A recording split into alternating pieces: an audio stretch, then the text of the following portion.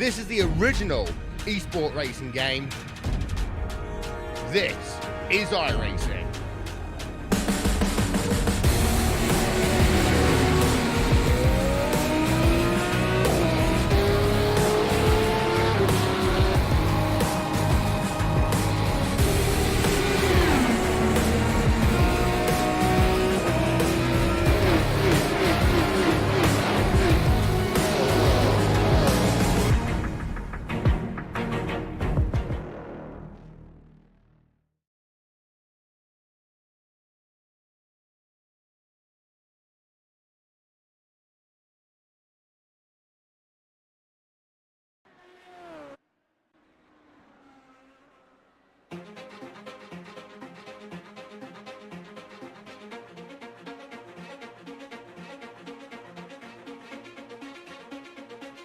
"12 months ago, iRacing released their very first street circuit, and just a week later, the classic Indycar series had their first race on the streets of Detroit. This circuit has proven that anything can happen, and today, it most certainly will. Today, we head back to Belle for 72 laps of racing, where we expect that drivers will triumph, and some may end up planted in a concrete wall. Good morning, good afternoon, and good evening, ladies and gentlemen, and welcome to RaceBot TV and the iRacing Esports Network for the iconic graphics Grand Prix of Detroit, with Jack Striles and Randy Chenworth bringing you all of the action. And Randy, this circuit will catch out even the best of drivers when they least expect it.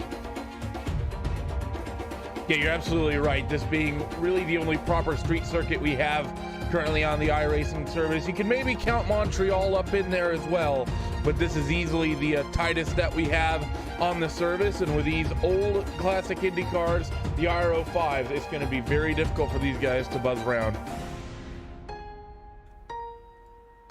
And of course, today is brought to you by the guys over at Iconics Graphics. They are providing you with the Grand Prix of Detroit, and they are proud sponsor of both this race and the Las Vegas race later on this year. Iconic Graphics supports all of your personalized vinyl needs, including car wraps, decals, t-shirts, hats, and more. Whether you have a league like the Classic IndyCar Series that you want to create shirts for, or you want a decal for your team's logo on your desktop tower, Iconics Graphics can do it all. Please visit them on Instagram at iconics_graphics for more details. And if you mention the Classic IndyCar Series, you'll get a 10% discount. They'll also be donating 4 shirts to the overall champion, the oval champion, the road champion, and the rookie of the year. League members can also purchase their gear by contacting them and mentioning that you want the Classic IndyCar Series hat, shirt, or decal. Of course, that's all brought to you today with the Iconic Graphics Grand Prix of Detroit. And well, there's only one driver who can show you around this very difficult circuit today, and that's Josh Belle. Let's go for a lap on board.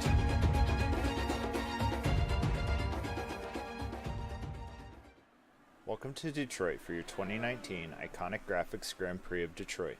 Laville will be driving you around the bumpy Belle Isle for the track tour. Entering the high-speed S-bend of 1 and 2, we will have to watch out for the bump exiting turn 2 that ends many drivers and an occasional pace car's day. Going down the long stretch, we will hit speeds of nearly 170 miles per hour. Entering turn 3, we'll brake as late as possible to make this slow 90-degree right-hand turn. Turns 4 through 6 will be slow and tight. With cement walls closing in on both sides of the track, there will not be much room for more than single file going through here, and not much room for error. Exiting 6, the car can get really loose, so we will have to feather the throttle to avoid spinning. Going down the backstretch, we will hit one of the few passing opportunities on the track, so expect to see some action here. Entering turns 7 through 11 at 150 miles per hour, we will brake hard to keep our speed as late as possible. It is a series of corners that represents a carousel and will be very technical to navigate, with turns 9 and 10 relying on downforce to carry more speed through the corners. We hit a small stretch of road before slowing down for turn 12, which is a small right-hand turn, followed by a faster right-hand turn 13. We will be gaining speed and be able to hit turn 14 at full speed going through the final stretch of the track. This has been a Logykal Classic IndyCar Series track tour brought to you by Laville and Josh Baird. I hope you enjoy the race.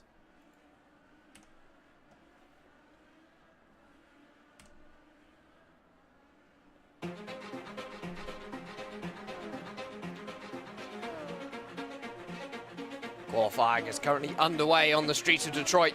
Just over 6 minutes gone, 4 minutes left for these drivers to get the times in that they need to set the grid. And of course, qualifying here today is going to be very important as they head into the 72-lap Grand Prix of Detroit. Overtaking's difficult here, Randy. It's always a circuit which has shown some surprises So getting yourself high up the order is going to be something you want to do. And for Josh Chin, someone who's had a few struggles over the last few races, today is going to be very important about getting it right. Yeah, you're absolutely right about that one. He's put in a very good time here, though. Currently sits second quickest, only behind Matt Cook, who, of course, is your current championship points leader. But you're absolutely right. You need to qualify well here. It's a very, very tight racetrack. Of course, this being a street circuit, very bumpy. I expect a lot of problems here today with some cars in the wall. Probably going to see a very, very high attrition rate, which is traditional here at these sorts of racetracks. And currently, the top of the standings is, of course, Matt Cook. Josh Chin currently sitting in second. For you drivers to watch out for today, Joni Kainen's looking fast. Jos van der Ven, usually someone who sits in the mid-pack in that 167 machine, currently qualified in fourth. So someone who could be very competitive today. A few drivers who aren't taking part as well.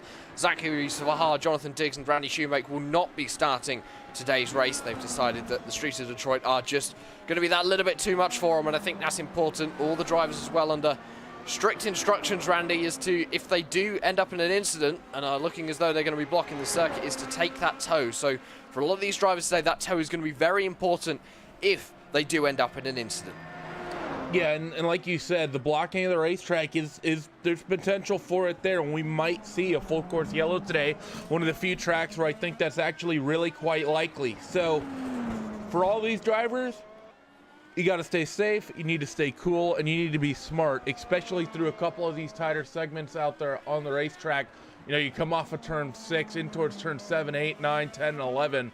That entire sort of almost infield section of the racetrack, you can almost call it, is extraordinarily tight and extraordinarily narrows. And I think if we see a track blockage, that's likely where it's going to come from. Of course, it's also the classic place to spin around here is the exit off of turn 2 with that bump. We've even seen pace cars spin out there under pacing conditions.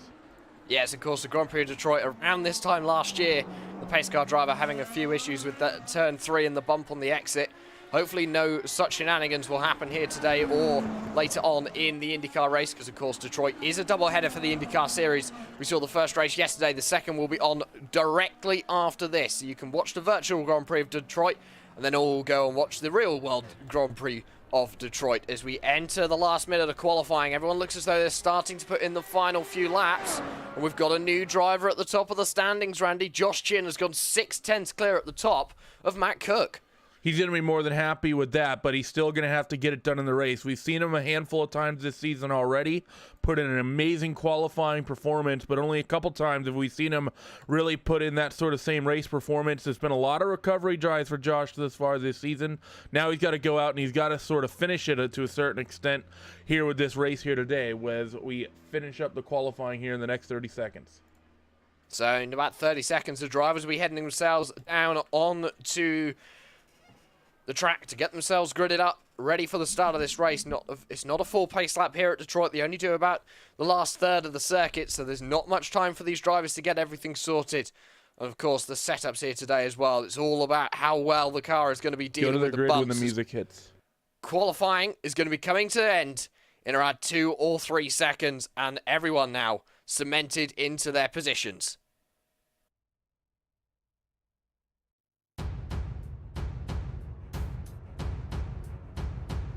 Joshua Chin taking the pole with a time of 1 minute 15.161, around 6/10 clear of Matt Cook, who will be lining up alongside him on the front row. Robert Grosser and Joni Kainen will be making up row number 2, with Jos van der Ven and Lucas Laville making up row 3. 7th and 8th is going to go to Henry Bennett and Hans Pitkanen, and then rounding out the top 10 is going to be Timo Sinyemi and Carsten Brodby. Andrew Wood is going to be lining up 11th with Daniel Schulmeister in 12th, Jan Hoffman 13th, Mike Gerlich in 14th, Josh Baird 15th, Marshall Stanley 16th.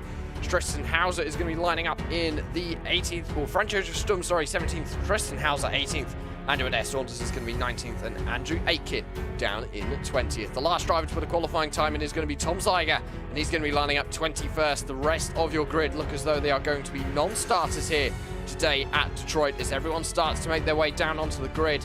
Last few adjustments on the car, Randy. It's going to be all about that start, the position they get into not only turn 1 but also turn 3 at the end of that straight. Yep, now you need to calm your nerves. You're going to want to be excited, of course, with this being the start of the race. And the thing is with these guys, it's a very short run to start this thing. It's not really a pace lap. It's more of like a pace football pitch is what they have here before that pace car cuts off and down towards pit road. So not a long time to get yourself settled in, but you need to do the best you can to get yourself calmed down and get yourself in a good mindset. Get yourself single file in towards turn 1, in towards turn 2 the best you possibly can. And if you're side by side, don't push it too crazy through those parts of the racetrack you need to make sure you survive lap 1 and 2, turn 1 and 2 here. And that is going to be all important. Surviving that first lap is going to be what these drivers need to do. In just a few seconds time, everyone will be getting going behind the pace car. And as Randy said, it is very much a short pace lap. They will navigate themselves through turn 12 and 13. And then through 14, but 14 will be without the pace car, and then we're under green flag racing conditions as the drivers will pull away from this dummy grid. Josh Chin will be left under the control of the field as they head themselves into turn number 1 for 72 laps of racing here at the Belle circuit, Motor City, Detroit. And the pace car will dive himself down onto the inside, into the pit lane. And we'll be racing for 72 laps. And the pace car goes. And so does Josh Chin. We're racing at Detroit. A beautiful start from Mr. Chin. Already getting a nice advantage over Matt Cook as he heads himself into turn 1. 3 or 4 car lengths. A little bit further behind. Robert Grosser looking to the inside. Lucas Laville looks as though he's made a position as well over Jos van der Ven. Everyone now navigating their way through turn number 2 and this long run down to turn number 3. But so far, Randy, everyone's got a clean start. Yeah, but everyone's clean through so far. A couple side-by-side moments up the field, but for the most part, everyone's single filing out. You see that side-by-side as they work down through turn 4, in towards turn 5, the first kind of tight technical sector of the racetrack. You're going to then go up a short rise towards turn 6, down the back straightaway for the first time, down Strand Drive, and the run in towards turn 7, 8, 9, 10, and 11, which gets very tight and very technical indeed. It does, and just at the back of the field, there was a little bit of squabbling going into turn number 3, 4, and 5. Everyone going side by side, but as they head themselves down into turn number 7 and this fountain section for the very first time, everyone seems as though they've just sorted themselves out, running line astern, which is what you need to do here at Detroit to make sure you aren't involved in an incident. And up at the front of the field, Joshua Chin has walked away with it, already 1.2 seconds to the good over Matt Cook, who is currently dealing with Joni Kynan behind just 7/10. Yeah, that gap is still actually stretched out pretty big considering it's just the opening lap here. Now starting lap 2 of number 72. I'm happy to see what we saw from this field at this race start. Everyone being nice and calm, cool and collected. No one really pushing anything too crazy. Everyone single filed their way out as quickly as they can, really respecting this racetrack and respecting their competitors as well. As Lucas Laville has made a move for Robert Grosser, and that is for 4th position. So Grosser down 2 positions on where he started in 3rd. Clearly had good qualifying pace, but maybe struggling in these opening stages of the race. Jos van der Ven as well, he's down 1 position in 6th, so not getting a great start, but Lucas Laville got a good one along with Joshua Chin. He's already 3 seconds to the good out the front of the field as Matt Cook has yielded to Joni Kynan. So Joni Kynan is up into 2nd position. Matt Cook obviously feeling that either he couldn't keep the driver behind or that it wasn't worth battling this early on in the race. We're taking a peek to see what happened with the 6 car. Maybe there was something wrong. Oh yeah, there was. The 6 car had a bit of a half spin coming through. I believe it was turn 5 as you turn up towards Strand Drive. Had a bit of a wiggle and then he ended up letting Joni Kynan through because of that. So maybe not feeling entirely confident as Matt Cook. We don't typically see those sorts of mistakes from him, but he ends up yielding the position regardless and just slots himself quietly into 3rd. And we have had a couple of drivers hit trouble in these opening stages. Tristan Hauser in the 56 looks as though he's taken the toe back to the pit lane. Same for the 23 of Josh Baird. So clearly some drivers faulting at early stages. Franz Josef Stumm and Tom Ziegler they've also made visits to the pit lane, Randy. So people coming in for early repairs. Matt Molnar as well, another driver who's hit issues. So a lot of drivers now faulting in these early stages. I count 4 drivers that we've already lost in 3 laps. We're looking at what happened here to Mike Gerlicka and Tristan Hauser, and wasn't much Hauser could really do. Gerlicka ahead of him just sort of plowed off into the outside wall. I think just went into turn entry a little bit too hot and not much Tristan could ever do to avoid there, so unfortunate. Oh, and then Tristan just mixed the next corner. That gets the 23 car involved. We'll rewind the cameras back again because I didn't notice the secondary incident. Just saw the original one, so we'll bring that back up to get a look at what exactly happened here. You'll see on the TV cameras sort of the first incident here in a moment, and then it's the second one that I think was really terminal for a couple of these guys. As we look a little bit further up the field, we have got a battle going on for looks like 5th place. This is between Jos van der Ven and Robert Grosser, two drivers who have both lost out on the start as Josh Chin sets the fastest lap of the race so far. The first driver to drop below the 1:17s. Between Jos van der Ven and Robert Grosser, the two looking a little bit dicey. Currently split by about half a second, Randy, but they've lost a lot of time between the two to the front 4. They're already down by about 5 seconds on the driver of Joni Kainen, and they're about 3 seconds back from Lucas Laville as it stands. Yeah, you're absolutely right about that one. These two still very tight, though, are Lucas Laville and Matt Cook. So things not going super great here for Matt as he continues to fall backwards. And this is going to be exactly what Lucas Laville wants. As you look down actually the nose of that car, if you look carefully, you can see one of the problems with this racetrack, already a little bit of damage here, it looks like, for Timo. Couple points on the nose where the stickers don't line up perfect as they did before the car would have rolled off. So likely a couple bits of damage. And actually, if you look at the right side pod where the right mirror is mounted, you can see that the seams there in the side pod don't match up perfectly as well. So maybe a couple slight brushes with the wall, but overall I believe the road course version of the car is still going to be all right. We're not on the super speedways, so those little minorities in terms of damage aren't going to be a huge thing and make a huge difference here. And of course, one thing these drivers also need to watch out for is those curbs. They're very high curbs here at Detroit. Could very easily upset the car if you hit it too hard, or even worse, damage that floor. As soon as you damage the floor in a high downforce car, such as these IRO 5s, you are going to be down on straight line speed, down on corner pace as well. Really going to be hurting all the way around this circuit. This circuit isn't a top speed kind of place, Randy. It's much more about it's a very technical circuit, actually, is the way to put it. As everyone now heads themselves onto their 5th lap of the race, but there are sections of this corner where you do want the aero that having something like floor damage, which could be caused by striking a curb too hard, will damage your race. Yeah, you are right. I mean, especially I think turn 1 and 2 are really the best example of a part of the track that you want the aerodynamics. Through turn 7 is going to get a little bit quick as well. Also 12, 13, very, very quick sort of right-hand kinks. But in sort of IndyCar fashion, you're probably going to be having the car somewhat trimmed down in race trim because with such short bursts down the straightaways, you're not gonna feel the slipstream for a very long time. So you're probably gonna want to trim the car out as best you can to probably help yourself in race conditions not lose positions.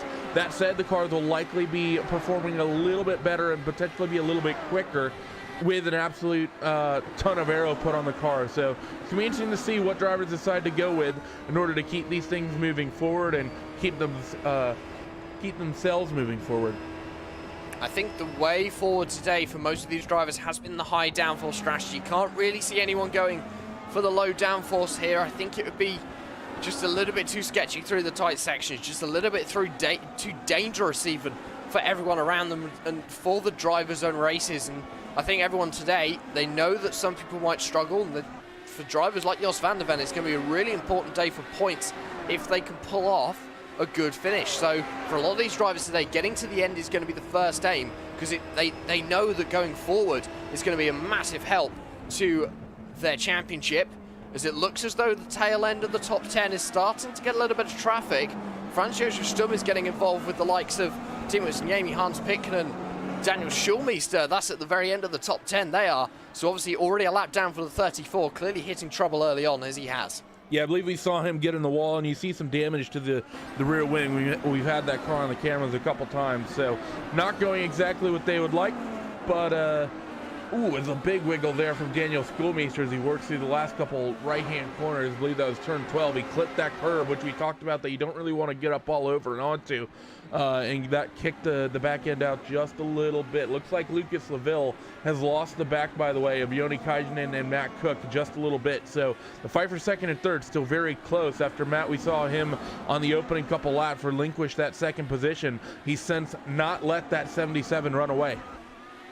The two split by just 0.4 of a second, and it does look as though at the moment Matt Cook very comfortable sat behind Logykal and not really putting too much pressure onto the number 77 machine. And I think that's a sensible decision from Matt. He knows he has pace. He was very quick in practice, very quick in qualifying as well. The only driver who's really been able to pimp him today is that driver of Josh Chin, who's 5 seconds up the road from these guys as it stands very early on in this race. And Matt Cook maybe also deciding that sitting behind Logykal, a good way to save fuel, and going for a bit more of a pit stop strategy today as opposed to a all-out pace strategy on the racetrack. I'm not sure how much of a difference that's really going to make, though, here with the slipstream, though, Jack, because we even kind of talked about it. You don't really have any super long straightaways here. I mean, you have the run from turn 6 to 7, which is decently long. You also have the run from turn 2 to turn 3. So you're not going to be feeling the full effect of the slipstream. I don't know how much of a fuel you're going to be able to save sitting in the draft. I'm sure you'll get a little bit, but I don't think it's going to be quite as much as we've seen on some of the big GP-style tracks that we've had thus far this season, like, say, Interlagos that we had in the opening round. That would have been a fantastic track to do that sort of thing. But here, I think it's if any fuel saving is going to be happening, say 98 to 99% of it, it's going to just have to be how you use your right foot. And looking at that fuel strategy today, it's going to be about 31 laps on a tank of fuel. Some fuel savers may go for 32, so it is possible to go 1 lap longer. And of course, 2 stops will be needed today. 72 lap race. You're not going to get to the end. You're going to be about 10 laps short going on the 31 lap strategy. It'll be about 8 laps if you go for 2 32 lap stints. So a splash and dash will be needed for that second stop, Randy. Now it'll be interesting to know whether drivers will decide to take tyres in that second stop, because it's not that far to the end once those guys decide that pit lane is time to be, or it's time to visit pit lane at that point later on in the race. Just 8 laps, you might see some guys just go for the fuel, go for that shorter pit stop. Not sure you're going to gain that much time. We have had an incident out on track between the 001 and the 08 by the looks of things. That is coming through turns 12 and 13. Looks as though it's quite a big incident as well. Wonder if it's just Henry Bennett. I think he lost it on his own. I'm pretty sure he did. Yep, we're getting a look at that incident right now from the 001 car. You see him go through turn 11. Now through turn 12. Is he clean? No, he gets a big wiggle, and you're right, he just loses it all by himself. Somehow is able to keep it off the wall, and that's a very tight part of the racetrack to have to spin. And actually behind, Daniel Schoolmeister's slight incident as well. I'm not sure if that was him just checking up for the spin or what that was, but we'll take a peek to see if anything happened to that 08 machine to see what exactly happened, or if they both just had their own incidents. It looked as though, from my view, the 08 just lost the rear end. But I think, as you say, that could be him checking up in response to seeing Henry Bennett parked across the road, but Bennett is back out and running. He clipped the curb, and actually Daniel Schoolmeister had a big run-in with the wall. We'll get another look at this from the TV cameras, but before that, going through turn 12, he just took a big bite out of the curb, and that just shot him into the outside wall. Okay, that I did not see when I was reviewing the replay. We've had another car stopped out on track. That's Andrew Des Saunders. Looks as though he's planted in a wall at turn 6. He's taken the toe back to the pit lane, so another driver hitting issues early on in this race. Daniel Schoolmeister is back out and away. He's exiting pit lane now. Henry Bennett is out and away as well. He's back down in, he's up in down in 9th position. He's down 2 spaces on where he started, Randy. I think he was running a little bit higher than that just before his incident then, but he's back out and running still within the top 10, so still could salvage a good finish here today. Yeah, he could. As we're getting a look at the incident from Andrew Adair Saunders, we already saw sort of the first look of it, and this is more of just a classic Detroit-style accident as he works through turn 5, just kicked that back end out and just slapped that left rear right on the outside wall. So the opening sort of bulk of the bulk of the opening 10 laps, Jack, everything was relatively clean and quiet.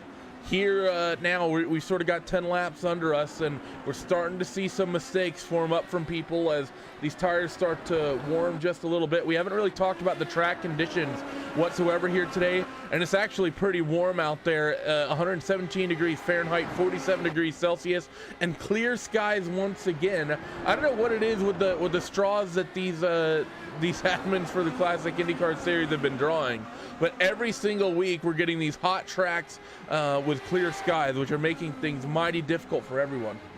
Yeah, 47-degree track temperature in Celsius. That's one of the highest track temperatures that you will see on iRacing. One of the highest that we've seen all year long as well with the classic IndyCar series. And as Randy said, it's a nice clear day, but it's also quite windy as well. 26km/h winds blowing to the northwest. So some of these cars, actually, the wind could be affecting the aero as well, because of course that does happen in these cars. The high downforce machines, they do get affected by the wind heading down the straights and through the corners. The battle for second position, I've been keeping my eye on it over the last couple of laps. Lucas Laville slowly reeling these guys back in here, Randy. Gap between himself and Matt Cook back down to 0.8 of a second, looking as though he could get involved in this one in the coming laps. Yeah, you're absolutely right about that one. So we've already seen Lucas have some good speed and start reeling this small group in before, and then had some sort of an incident, had to fall back. As Matt Cook actually gets a big run on Joni Kajanen in towards turn 1, isn't going to be able to look up the inside, though. Very difficult to make passes at that end of the racetrack, so not surprised to see Matt decide that's not the hill he wants to fight and to potentially die on. But what about turn 3? That's a good spot to pick up some positions, and it seems like the answer there is going to be no as well. So Matt Cook still looking keen on just sitting here in this third spot, even though he's got the charging Vortex driver hounding down his neck. He has indeed. The battle behind as well, another Vortex driver, Jos van der Ven, Robert Grosser in 5th position. They're split by about 4-5 of a second as it stands. Jos van der Ven clearly hasn't dropped off the back. A really good performance today for that 167 machine. I think one that, even if anything happens, Randy, he'll still be pleased, because it shows that he's got pace in what is a very competitive field. Not close enough to challenge Robert Grosser this time as they head into the fountain section, but still there, still looking, and could be a challenger come late on in this race for a position in the top 5. Yeah, that very flamboyantly colored number 167 car having a very good run already through this opening half of the opening stint. So he'll be more than pleased with himself, I think, to be running 6th. He's down 1 spot from where he started, but with the likes of, I think it's just no, I take that back, it's Lucas, the one who got around him. Lucas been having a very, very strong season. Can't be too upset with that one.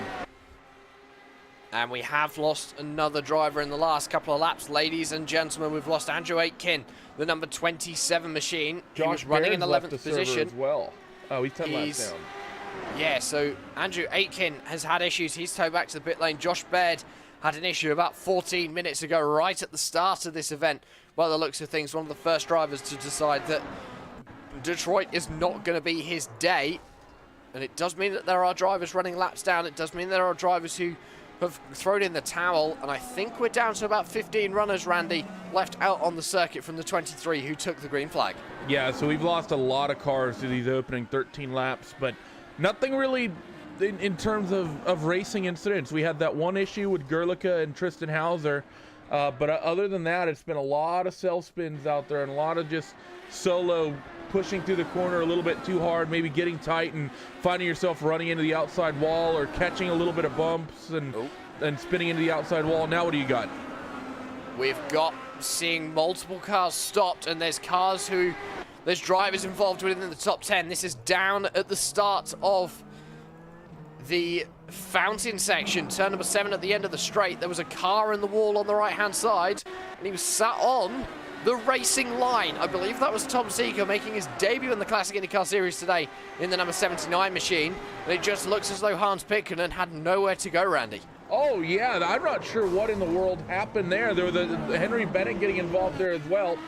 Camera angle wasn't that great, so we'll take another peek at it. But Tom he sort of buzzes into the corner and never turns in, and he just sort of runs the car right up into the outside wall and just sort of slides along it until he comes to a stop, and then you'll see the cars behind. Just no way to ever avoid there.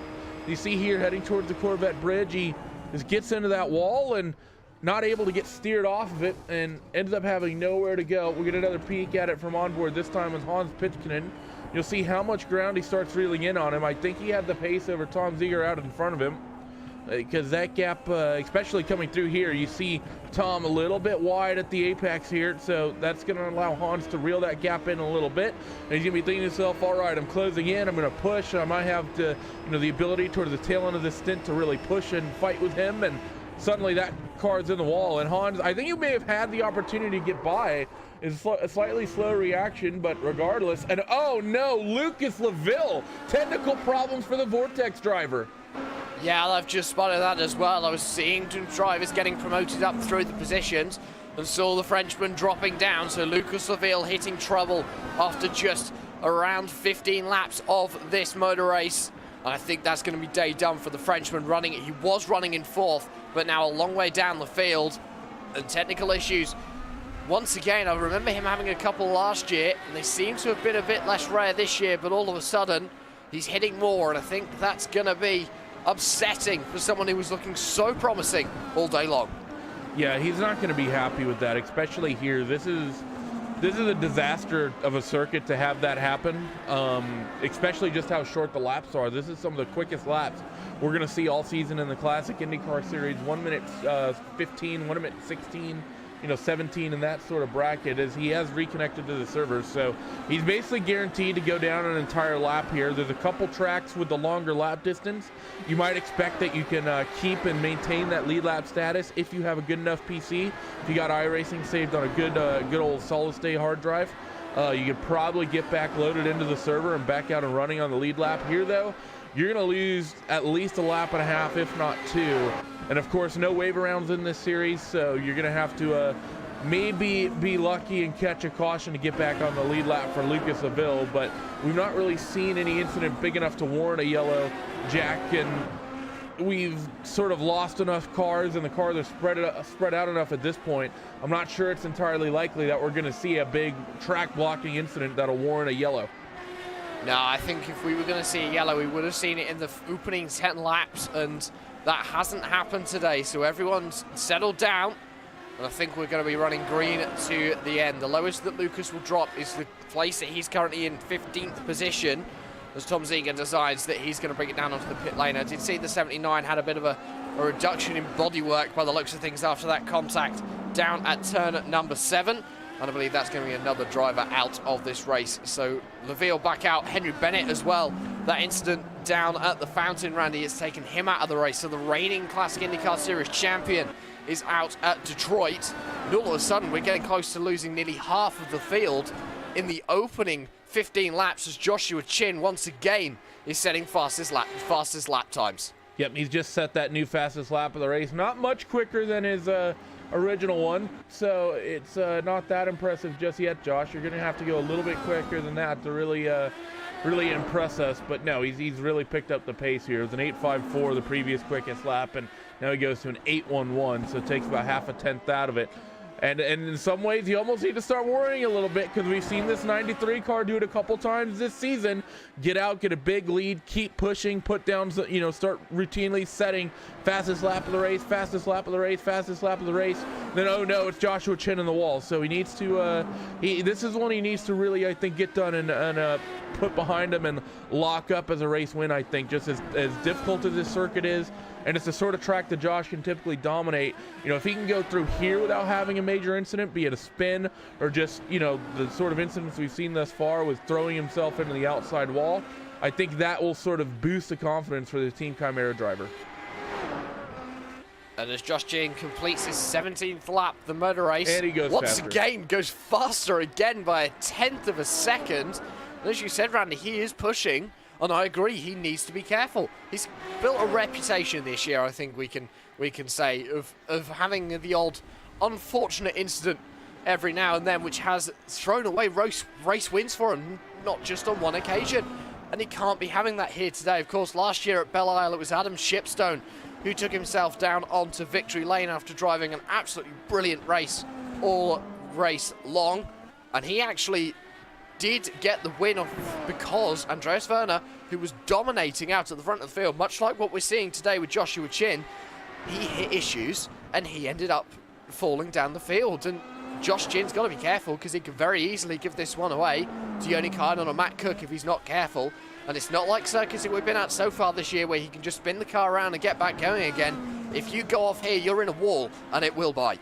Yeah, you're absolutely right about that one. I mean, we've seen a couple people get lucky with a bit of half spin, and be able to sort of recover, as we're going to take a peek at the championship points. And the reason the points are sort of dialed out is because Joshua's had that trouble. He finds himself 64 points back from points leader Matt Cook in the second spot. Laville not far off in about 28 points back in third. Then Joni Kaisinen is 60 points back off of Josh and a full 116 points off of Matt Cook. But the entire reason there's that big gap between first and second is that Josh has had those troubles out there as he continues to push. Does an 8.83 that last time, so not a full quickest lap of the race there on his last trip around the racetrack, but still very, very respectable times being put down by that 93. And it seems like we've had about two sort of groups really open up here, Jack. We have, of course, that fight for second and third we've been checking in on between Kaiten and Matt Cook. They continue to circulate. Matt has sort of lost a little bit of ground there. Yoni able to open up a slight gap. And then for about fourth, fifth, sixth on the racetrack, Robert Grosser and Jos Vandeven are nose to tail. But you have Timo Yemi only about a second and a half, 2 seconds down the racetrack. Still very much a part of this fight for these guys, and close enough to, let's say, be relevant and in the back of their minds. And it could be interesting, especially as we head towards the end of this first fuel run into the first round of pit stops, as to who's been saving fuel. Maybe get a 10th here, a 10th there. You never know. It could go a long way, especially in a race like this. If you can get a pass down on pit lane, it's one that you don't have to do out on the racing circuit and risk putting your car into a wall. For the likes of Matt Cook, for the likes of Jos Vandeven, that could be important here today, Randy. This fuel strategy. I know we said earlier on that it is quite hard to save fuel around here, and I do agree with that, but a 10th here, a 10th there, it does mean everything, especially in a circuit like this. Yeah, and I think I may have heard Hans Pitkänen have a bit of an issue. It sounded like it based on the engine notes, so just taking a quick peek, and indeed we did. He sort of locked up the tires going into the right-hander at turn 11 before swinging down the final bit of the back straightaway, but overall a pretty minor incident. But you're right, this is a potential situation that you might want to save some gas in, but it's of course the sort of race I don't think you want to... Oh, what do you got? Hans Pitkänen, we were just talking about him, Randy, as he came out of turn number 4 by the looks of things. Hello, a little bit too wide. Well, there was a concrete wall sat there waiting for him. So another driver that looks as though we may have lost from this race with terminal damage is that number 8 machine. Well, let's see what happens. We're taking a peek on the replay right now. You see him through turn 2, and he looks okay. Maybe rewound the cameras back a little bit far, but we know that he was struggling with that car a little bit just based on what we saw. There is some damage on it. We've seen that 8 car on the wall a couple of times. So let's see where does the trouble end up befalling him on this replay. Oh, and there it is. Yeah, he just too quick to that sort of right-hander in the infield section of the race course after turn 3, and he just sort of, it's a classic sort of street circuit mistake that you make. Get one of those fast corners and just go a little bit too fast to it and just scrape that left front or right front tire right up against the wall and snap that suspension. A very, very easy mistake to make around here. And it's a mistake that Hans Pitkänen did not want to make, but it's one that he has indeed made. Dropped down to 13th position in the standings. And he is going to be the first of our, what looks like our retirements. 12 cars are left out running on the racing surface now, Randy. So very quickly, we're losing quite a lot of the drivers, and we are now at a point where we've lost half the field. Yeah, we've lost a huge amount of the cars we have out there and running, and even then, of the cars that are still out there running, a lot of them are damaged and are well down the order. I mean, the top 8 in the opening 21 laps, the top 8 are separated by 1 minute and 10 seconds. And then you have Andrew Wood, who's a lap down. Daniel Schoolmeister in 10th. We've seen that 08 car end up facing the wrong way once or twice already today. He's 1 lap down. Johnny Garrett is 1 lap down. Franz Hosta Strum, Hans Pitkänen, who we've just seen, pulled it off the racetrack, is still in 13th. Out there and running, Henry Bennett is in the 14th spot. So top 12 cars are still out there and running, and they're still out there logging laps. But still, things are getting mighty, mighty tight as Matt Cook is beginning to push. He sets down fastest lap of the race. Matt Cook has indeed been setting down the push and getting that fastest lap of the race off of Josh Chin. Not only has he done that, he's promoted himself into 2nd position as himself and Joni Kainen exited that fountain section of the racetrack. Joni Kainen got loose at the rear end by the looks of things, Randy, had to slam on the brakes to avoid the wall. Matt Cook said thank you very much, and he's now got 3 seconds to the good. Yep, we'll rewind the cameras back a little bit further to see what exactly befell this number 77 car will ride on board with Yoni. As you see, that little bit of side pod damage we were talking about earlier. Don't think that would have affected him here, but through this double left, he's able to hold on to it. And then does he just clip the curb? No, actually he doesn't. It's pretty much just on throttle application. There's a slight bump on the exit of that corner, and he just sort of picked the rear tires up off the ground nearly. The rear tires just got light, so that spun him up, and he's able to hold on to that car and keep it out of the wall. But second place ends up going to Matt Cook. Yoni Kaijinen back down to P number 3, still up 1 from where he started, and now he's quickly fallen 3 seconds off of Matt Cook as Matt has continued just to push as he set fastest lap of the race again at his 16.595. And that 16.595 means that he's now almost 2/10 quicker than Josh Chin. And Josh Chin's fastest lap, he was also a second quicker than Josh last time around. So Josh may be deciding that he's going to take the foot off the gas a little bit. Matt Cook has decided that now is the time to put the foot down and try and chase down Mr. Chin in the Team Chimera number 93 machine and try and maybe get back that race lead. Still another 50 laps to go in this motor race, Randy. Long way to go, but it could be done. Yeah, you're right. I mean, there's still plenty of time for Matt to reel this gap down and in, and if it very well may have been the strategy here. Take the first opening 3/4 of a stint, 20 lap or so, whatever number you want to pick. Get out there, get in a rhythm, just start running nice, quiet, calm laps, and then when you eventually get to the point that you can, start opening it up and then work your way back out there towards the front of the field and start hounding Josh Chin. Yeah, it's going to open up a pretty big margin for Josh, and you're going to have to push, but it's going to get you into a rhythm, and it's going to get you into a nice, calm state to be able to work with. There's Timo. I'm just looking at Timo Sinyemi currently standing 6th. He's about 3 seconds back from the battle for 4th position out on the racing circuit. That's between Robert Grosser and Jos van der Ven. As it stands, those two split by about 0.8 of a second at the moment. Timo Sinyemi setting pretty good lap times as well, Randy. Another driver who could try and close up the gap, but so far today having a pretty clean race. One of the only cars left out on circuit without any damage on it.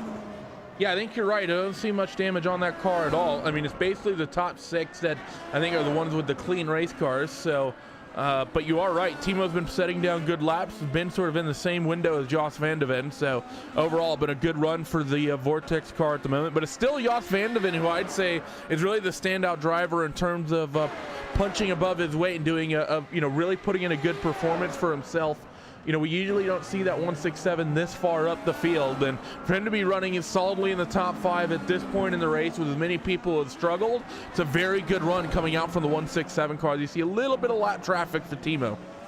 Yeah, that was Andrew Wood in the number 32 machine down in 9th position. He's had a bit of an issue as he headed himself into the fountain that time. Didn't quite catch what had happened, but he looks as though he's got away unscathed, and he's away without damage. So back up and running is Andrew Wood down in 9th position, still a lap down.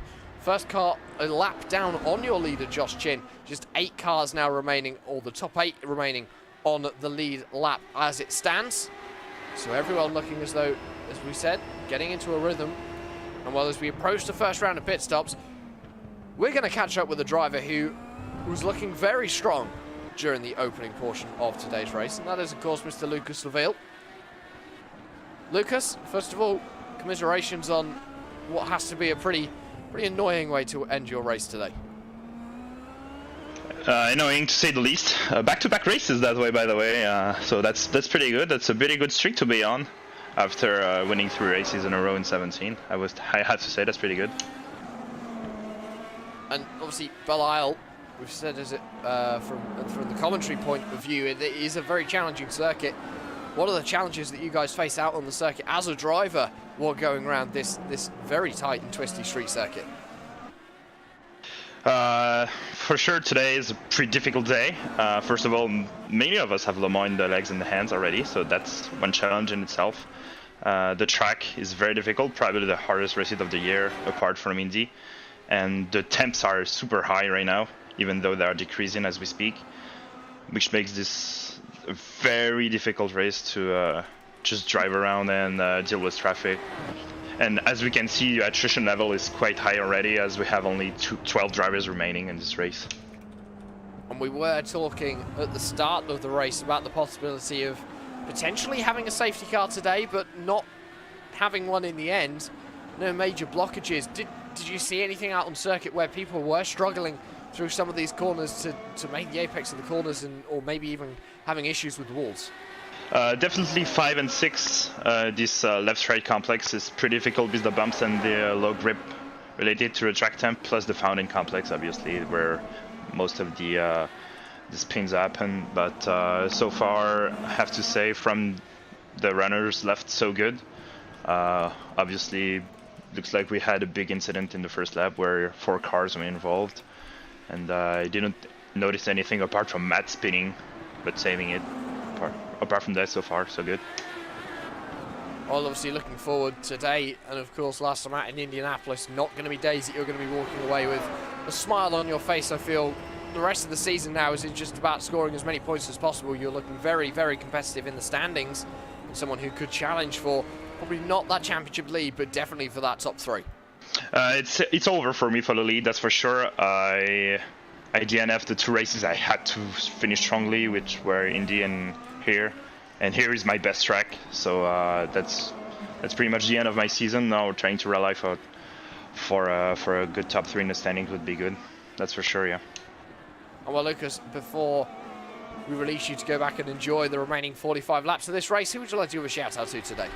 Big shout out to you guys for broadcasting this race. I don't know if you worked on Le Mans as I was driving myself, but if you were, big shout out to you for that long of a weekend. Big shout out as well to my teammates at Vortex for helping me prepare these 2 races back to back, and their support were pretty massive. Well, that's Lucas Ville, was running up in the top 5 today, had a brilliant start, getting a couple of positions in that opening stage of the race, but technical issues has robbed him of a good finish today, and quite possibly the championship win in 2019, Randy. And this is what is important, is something that Josh Chin has realised as well. If you have issues out on circuit, you are very quickly going to take yourself out of contention for the championship. Yeah, that is definitely the case. But on the topic of Josh, I'm probably going to trigger Jamie Wilson just a little bit. I've gotten a little bit of inside info, and fuel saving is the name of the game right now for the 93 car. They have the mileage at the moment. If Josh can hit his number of 2.2 liters every single lap of doing this on one stop. Compare that, Henry Bennett was out there at not saving whatsoever, doing 2.6 liters per stop. The 93 car, to make this work, is expecting to run out of fuel on the pit lane. So they're thinking they can go one stop. I'm not too worried about revealing this at this point because so many laps has gone by that no one should be able to cover, but a crazy strategy coming out from the 93 car to maybe make this work. So maybe fuel strategy, very, very much relevant, and that's impressive that Josh is saving fuel, considering the lap times he's putting down is still well within the likes of Matt Cook, who's been pushing the hardest of most of your race leaders at this point. Well, you're saying that he's running, what, 2.2 litres of fuel a lap? Yeah. And he's still lapping faster than almost everyone out on the circuit. That is incredible. He's using 2.6 per lap. Oh, 2.6 lap. Right, okay. No. He needs to do 2.2. If you go out there and push, you do 2.6. So he's cut off his fuel usage by 25%. And that's going to be what you need. Of course, it's only, 5-6 laps either side of a fuel stint.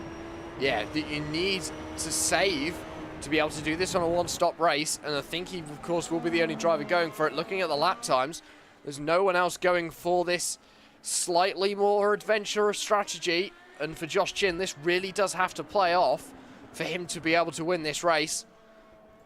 But we know Josh Chin is the fuel-saving master, Randy. He's proven it many times before, and he's proven it again today. Yeah, you're right. So it's going to be a crazy way to see how this ends up panning out, and I will say it's going to be disaster if they end up getting these numbers off. I mean, there's been a couple times at Chimera we've had Josh put in some amazing fuel-saving performances. We had it in the SCO one-off Suzuka race. I believe that was a 10-hour race. We were able to win that because Josh was able to run 2 laps further on fuel basically than anyone else could. We've seen Josh put in this sort of performance before. This is the sort of thing Josh can typically do well. He just has to quote Jamie Wilson, he has to maintain these numbers and not die. Maintaining the numbers for Josh Chin is going to be the easy part. Not dying, I feel like, is going to be the hard part for Mr. Chin as he continues to lead this race. 6.7 seconds to the good last time around. he ran a 16.7, and Matt Cook ran a 16.6, so the two still very equal on lap times, and the gap between them is not coming down. I wonder whether Matt Cook's had a little bit of an issue over the last lap or so, Randy, because he has lost a lot of time in the opening sector of this lap.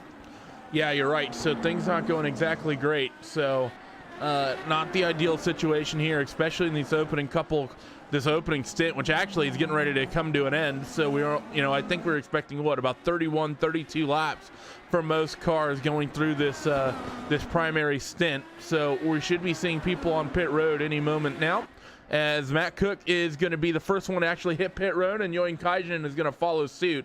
Josh Chin is still out there on the racetrack. So Matt Cook, Logykal deciding that 30 laps is as far as they're going to go on this opening stint of the race. Will be a sensible decision with the tyres. Josh Chin has got to get to lap number 36 to make this strategy work. And if he does, he's then got to finish the race on the same length strategy. Now that's easier said than done, and of course they will have used that little bit of fuel on the pace lap, Randy.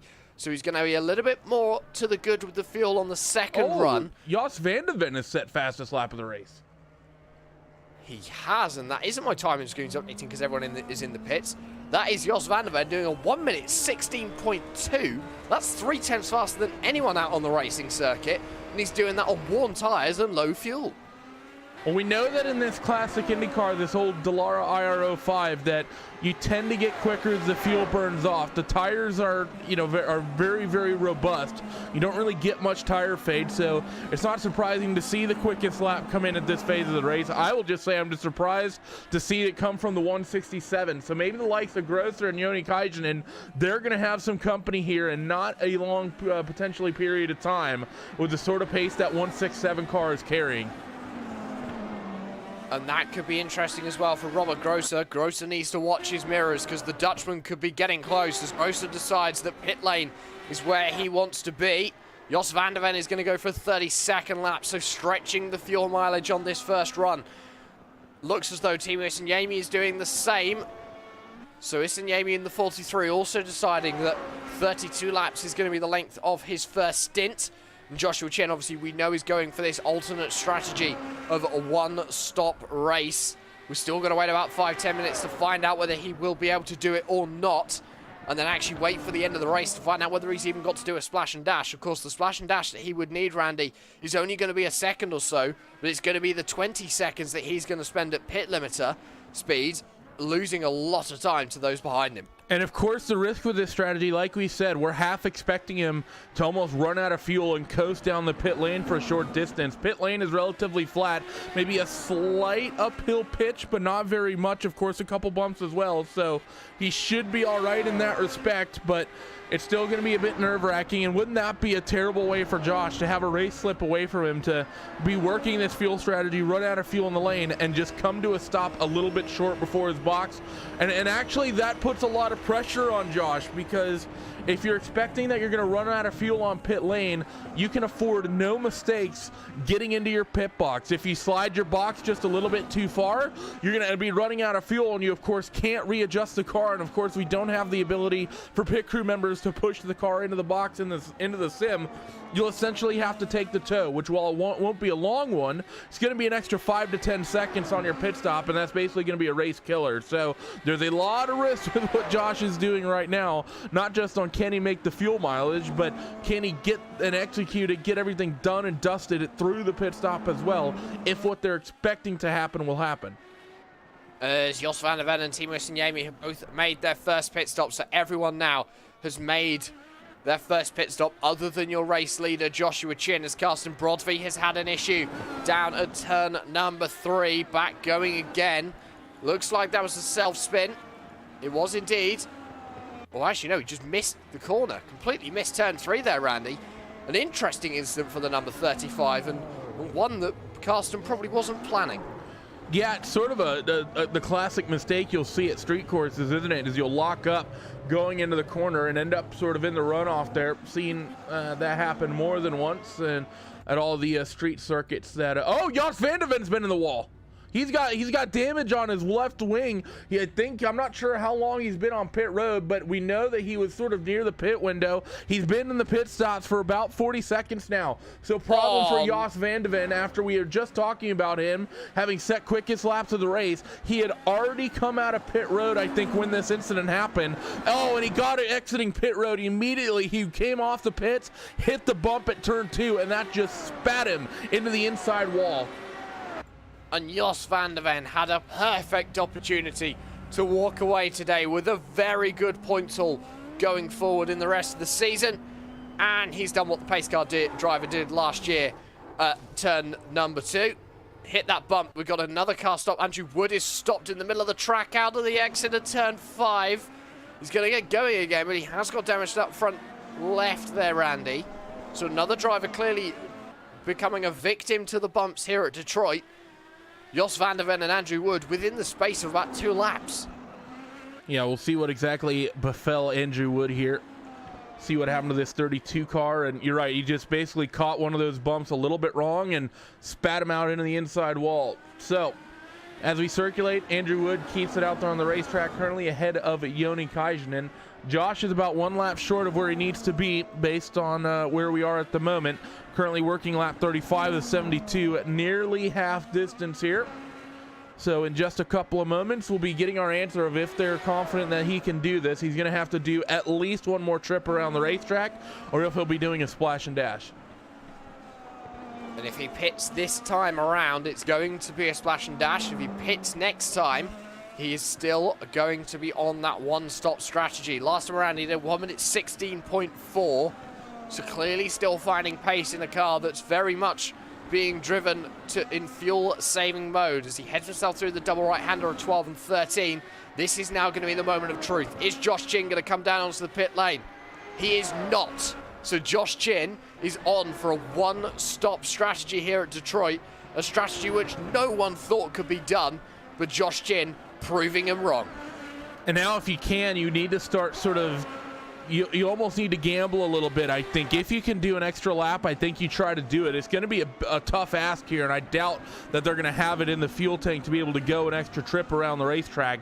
But if it's something they can do, I'm always a big proponent of if you can go an extra lap in the first half on a fuel save strategy, it's always worth it as he gets a big wiggle there through turn 4. That was a very large, I wouldn't say that was a wiggle, I'd say that was a monumental wiggle for Josh Chin. Losing that rear end, and he saved it. Very lucky for the Team Chimera driver as he heads himself into the fountain section for the 36th time. He's surely got to come out down onto pit lane now because that car must be running on fumes. It's going to be interesting to hear that engine note, Randy, as he does head down onto pit lane as to whether he will run out of fuel before his pit box, because it's going to be tight. And I'm almost certain as he almost loses Josh, it please. again. And the pit lane does not, yes it does, it beckons for Josh Chin, so Chin on pit lane. So Josh is on pit road. We're going to listen to the car. Car is still running as he coasts down pit road. It is possible he may have saved a little bit extra to make sure they had some fuel in the tank as they work down here. As still running. So it doesn't look like they're going to have any issues with that as he will get to his box and the car will get jacked up. So the car will not stall out as he rolls down pit road, but it's going to be a long stop, of course, for Josh, because it's going to be filling from pretty much an empty tank right up to the top at 11.3, the full stop there with a 32.1 trip down through the pit road. Where is Matt Cook? Matt Cook is still behind, currently going through turn number 2. So Josh Chin has kept the lead of the motor race, and he's 7 seconds to the good over Matt Cook. So actually, he's gained time while going for the one-stop strategy, but he's got to keep hitting those fuel numbers. And now for Josh Chin, it's not a race about who's around him, it's a race of fuel numbers, Randy, because he can't worry about who's around him, because if he does, he's going to start pushing. He won't hit the fuel numbers, so he'll have to make a splash and dash. If he doesn't pit again, he's going to be about 25 seconds faster than everyone else out on the circuit. Yeah, I mean, and the thing is that he's managed this strategy, though, and he still has a big lead over the 6 at Matt Cook. So it's sort of the great situation, I think, for Josh Chin right now, because going that extra couple laps means that if he gets the fuel number wrong, they can afford to come down and take a splash and dash, because as you said, everyone else is going to need about, what, a 10-lap fill based on when they came down pit road. We saw Matt Cook pit on lap number 30. That means at the absolute latest, he could, we'll see him on pit road at lap 66. That's if he does 36 laps, which is what Josh has just done. So we're going to be seeing him coming down and taking about a 10-lap fill on fuel at the absolute limit.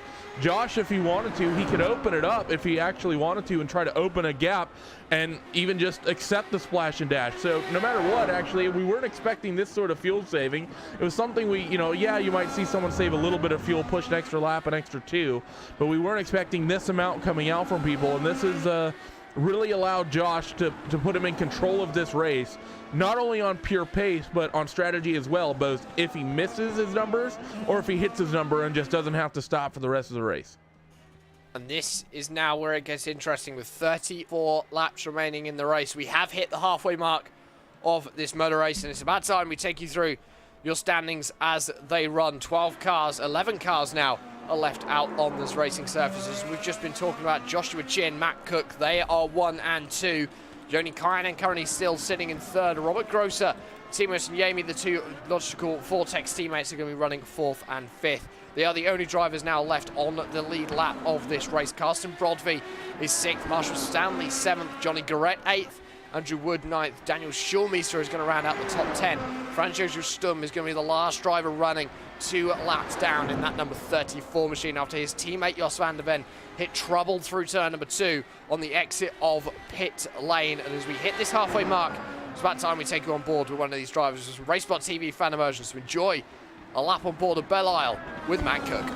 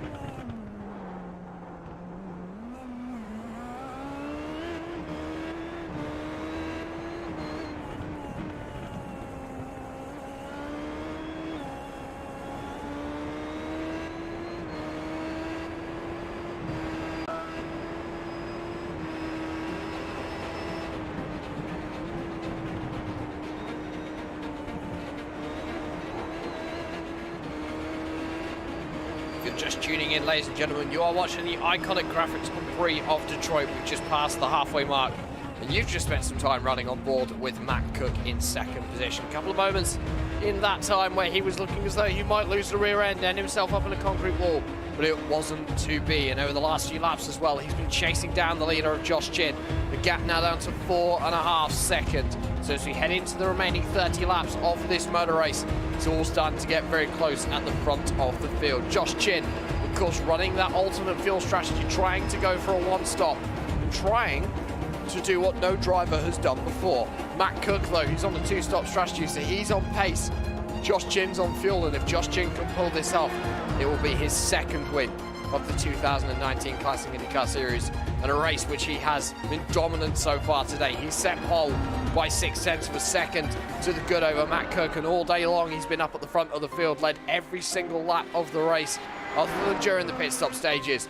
And as he heads across the line to start lap number 43, the lead gap will sit at around 4.7 seconds. Jack Stiles and Randy Chenworth up in the commentary box for the remaining 30 laps of this race today, live on the iRacing Esports Network. We've got just 10 drivers left in the race now, because another driver has been eaten up by the walls, and that's Carson Brobby in the 35. He's been stationary for about 2.5 minutes now, so we're down to 10 remaining drivers in this motor race. And Randy, attrition is one thing at Detroit, but this is far beyond what I thought we were going to see today. It's sort of in the window, I think, of what I expected. We traditionally see this. We have the Long Beach Tech Track, and there was a time when that came out that pretty much every IndyCar series was using it, and we typically saw a lot of attrition at that place as well. So it's on the higher end, but I still think we're kind of well within the normal-ish window of what we typically see in regards to the attrition at these sorts of racetracks. And of course, the attrition has been important. We've almost lost some of the front runners as well. We saw Matt Cook, as you're riding on board, as I said, during that fan immersion time. It was coming through the fountain section. I think I saw that he really did lose the rear end and almost ended up sideways through that section of the course. Did lose him a little bit of time, but it hasn't damaged him too much. Another 4/10 taken out of Josh Chin on that lap. The gap's down to 4.1 seconds. So Josh Chin now is going to have to start watching those mirrors, Randy, making sure that Matt Cook doesn't close down too much. And if he does, I think for Josh Chin, he's just going to let him through, because he's obviously got a different strategy. Yeah, you're definitely right about that, and I think it's likely Matt's probably heard, considering we spilled the beans on the broadcast, that Josh is going on the fuel safe. So probably pushing just that extra little bit harder at the moment. Is Matt trying to really hound him and bring him in? Let's take a look at the lap gaps, actually, and see what the comparisons have been like between your top two. And as you can see, Matt has been averaging quicker laps every trip by. 2/10 quicker on lap 41, 2.5 tenths quicker lap 42, nearly 4.5 tenths quicker lap number 43 as they currently work lap 44.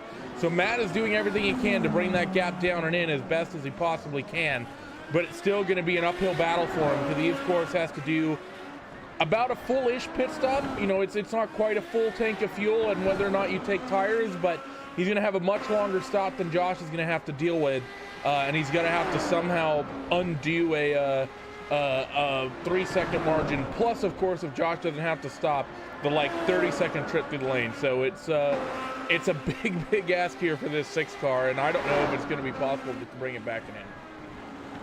And that was another half a second on the last strip around the racetrack that Matt Cook was able to take out of Josh Chin. So the gap for the lead as they head across the line was 3.8 seconds. As they head themselves into turns number 4, 5, and 6, the gap is 3.4 seconds.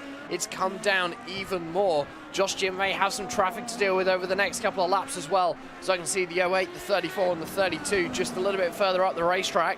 But of course, Matt Cook will also have to deal with that at some point as well. We're looking about halfway into this second fuel run for Matt Cook. He's at 15 laps at the end of this one. Josh Chin's going to be 9.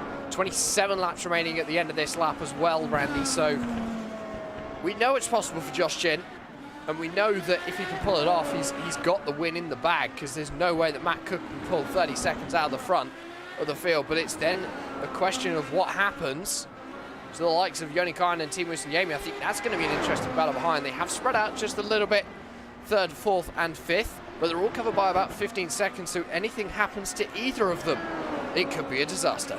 Yeah, you're absolutely right about that. Third, fourth, and fifth has really spread itself out, spread itself thin. There were some close fights up there at one point, but this is exactly what Matt Cook needs to do. He needs to hound Josh Chin, and he needs to pressure Josh Chin as best as he possibly can, because he needs to try and catch him, and he needs to try to force him into burning up fuel, because what he needs to try to open up is that Josh actually is forced to come down pit road. That's what he really needs to happen, because that's going to be the big way to cut off. So Matt doing what he's doing right now, setting some of his quickest laps of the race and bringing this gap down and in every single trip around the racetrack is what's going to potentially allow him to win this race. It's not necessarily going out and passing Josh right here before the next time he comes down pit road. It's just getting to within about a second of him and potentially making Josh have to think about his rear view a little bit and not quite focus on his fuel consumption and hopefully push him over the mark. Matt Cook is pushing. You can see the way he's driving. Some corners he's getting loose, some corners he's missing the apex altogether as he heads himself through 12 and 13. The run up to 14 at the start-finish line. We will find out what the gap's going to be over the line. I reckon it's going to be about 3.8 seconds. It is indeed. So Matt Cook has brought another 0.2 of a second out of Josh Chin that last time around. As they head themselves down into turn number 3 this time, Randy is getting even closer. Josh Chin now is going to get stuck behind some traffic. He's going to lose even more time now in this battle for the lead. But I genuinely do think Josh Chin is just going to let Matt Cook go when he does catch. It's not a case of if, it is now a case of when. Josh is going to be doing his best Lewis Hamilton impression here in just a moment of blue flags, blue flags, blue flags. You see the first one is already going to hop out of the way, so that's going to be no advantage for Matt Cook whatsoever as far as that first lap car goes. And next one's going to be Franz Josef Sturm, who's going to be Franz Josef Stum, who is Josh is going to have to reel in here and potentially get around. But the first car playing nicely with both Josh and Matt. Actually, I take that back. Matt still not put Daniel Schoolmeister, who's that first car, a lap down yet. But nicely played with Josh, so no advantage to the 6th car just yet, which Matt is going to hate to see. The first driver to make their second pit stop of the race, second scheduled pit stop of the race, is going to be Johnny Garrett. He looks as though that may have actually, not quite sure what's happened there.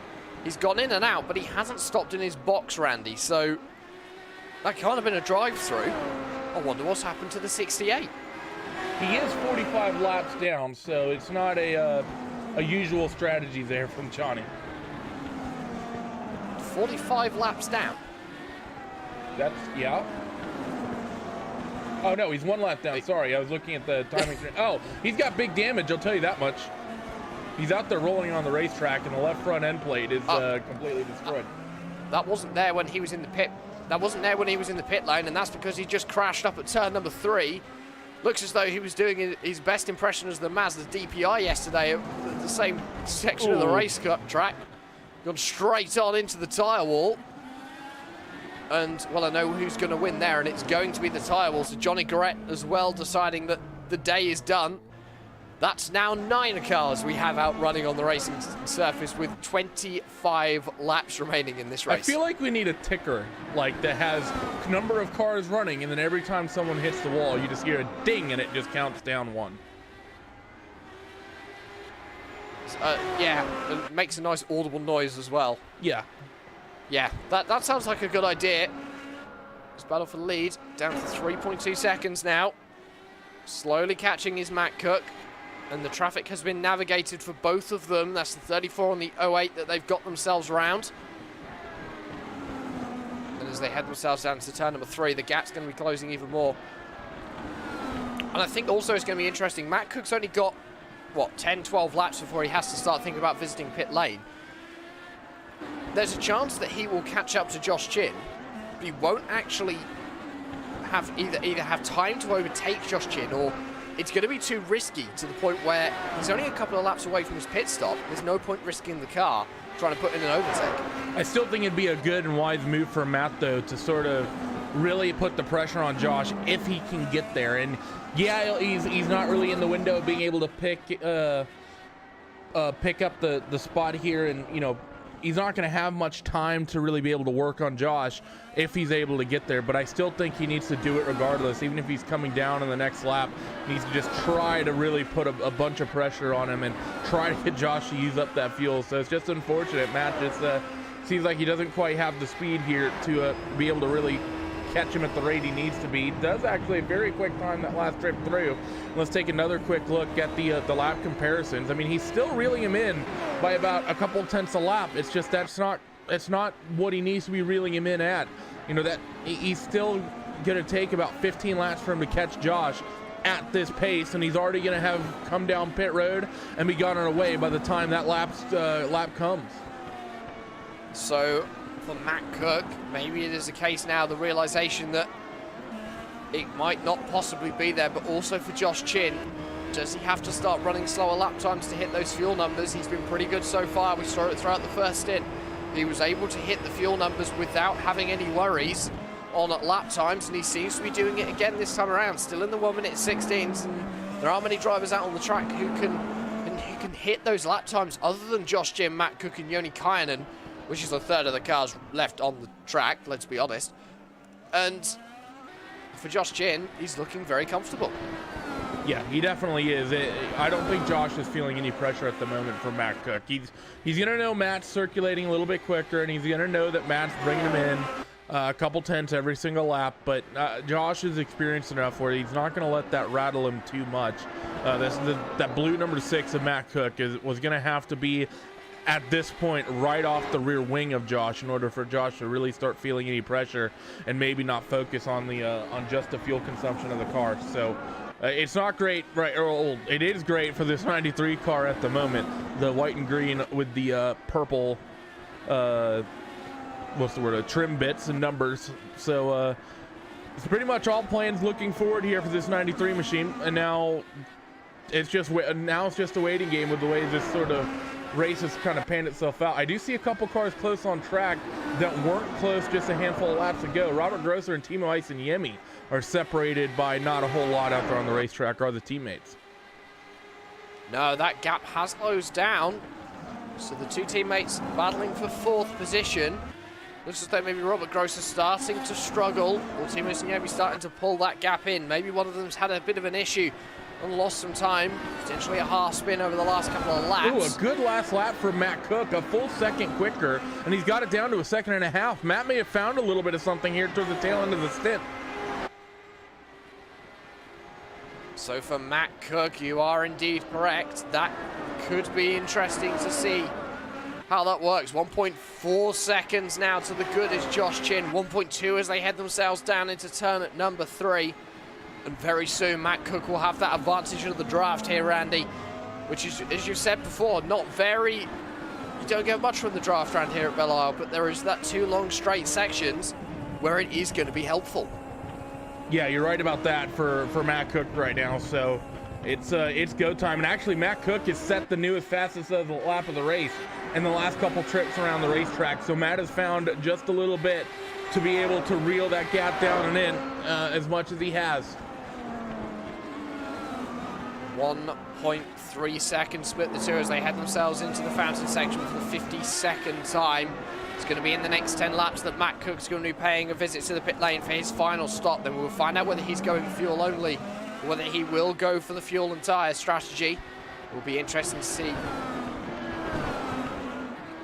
It may be a case of Matt Cook trying to close that gap.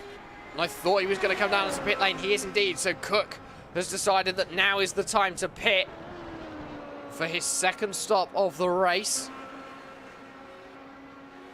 So surely this is going to be a tyre stop as well as a fuel stop for Mr. Cook in that number 6 machine. He's going to crawl down at 63 kilometers an hour, come to a stop, and up on the jacks he will go. Through will go Joni Kainen. Through will go Robert Grosser and Timo Isinniemi potentially, but probably not. So Kainen has moved himself up into second. Matt Cook is out and away in 8.1 seconds. And the battle for 4th position between Robert Grosser and Timo Isinniemi has actually changed places. So Isinniemi's managed to get Robert Grosser on this lap. And as they cross the lines, that will update on the timing screens. So Timo Yami's promoted himself up into 4th position. Robert Grosser dropping down into 5th. He's got about a minute and a half back to Marshall Stanley, so there's not going to be any worries there for his 5th position. But Joshua Chin now, he's 29 seconds to the good over Matt Cook, and he's not got to stop again. So this could be the domination which Josh Chin needed. He doesn't have to worry about lap times now. He just needs to worry about hitting those fuel numbers and making sure he can get to the end.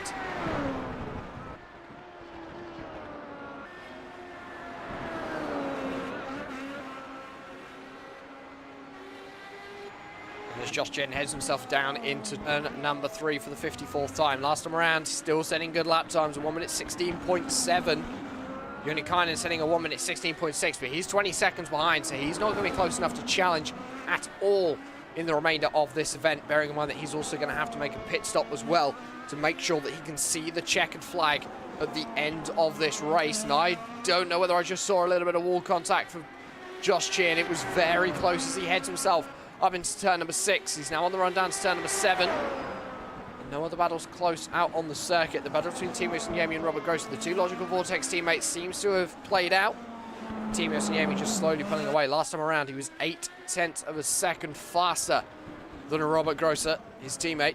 Obviously, Robert Grosser, the 3-time champion of the Classic Indycar Series, and until last year, he was the only person to ever win this series overall. Henry Bennett changed that, though. He's the reigning champion. He's out of this race today. He hit trouble just about an hour ago, and he was taken out of this one in that 001 machine. After starting in 7th position, he's going to finish today as a non-finisher. Another driver who was looking very quick today was Jos van der Ven, qualifying very well. Usually qualifies in the midfield, but qualified right at the front of the field today. But unfortunately, he hit trouble just after his pit stop and ended up in the wall and took another one out of this race. Of course, today has been a high attrition rate. We're down to 9 cars running on the track. So for the likes of Franz Josef Sturm, Daniel Schulmeister and Andrew Wood, the guys running in 7th, 8th and 9th, it means that they're going to get a good points haul here today. They're going to walk away today knowing that finishing this race was a good thing to do, that they're going to go into the next round of the championship really strong in that midfield section of the point standings, because that's usually where it can get quite interesting, get quite exciting as well with the points. And for those guys, it's going to play off very well today.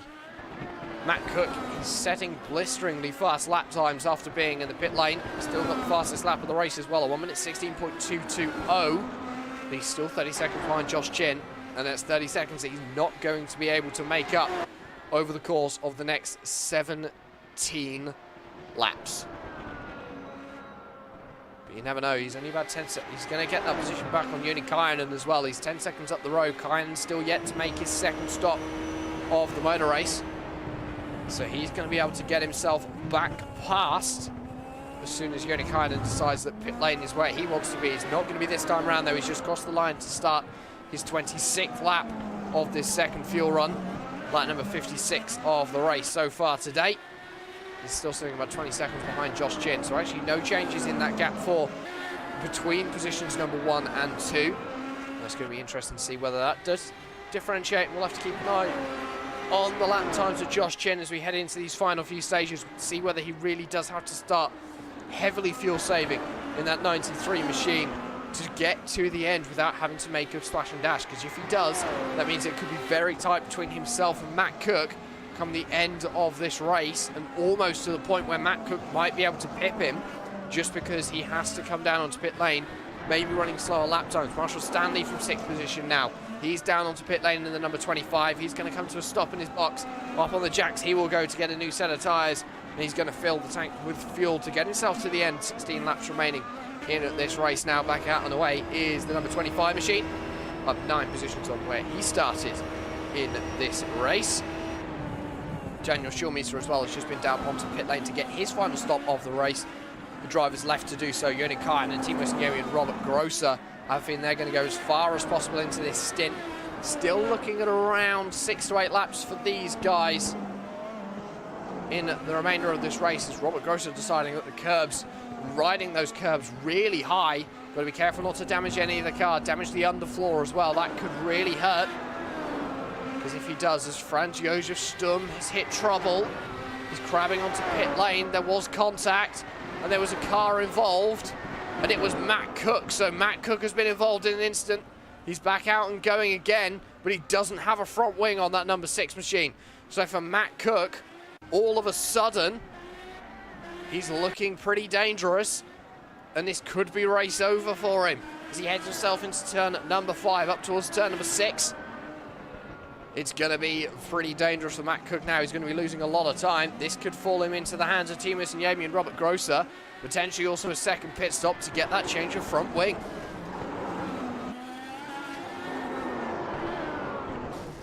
As he heads himself down into the fountain section for the first time without a front wing, this is going to be where he's going to realise that there isn't much aero left on that car. He's going to let through Daniel Schulmeister. This is going to be a third stop for Matt Cook. And I think this is day over as well for the number 6 machine. Pretty much also handing that second place to the driver of Joni Kajanen. So Kajanen is able to advantage just from Matt Cook's misfortune. Timo Sanyemi goes through, so does Robert Grosser.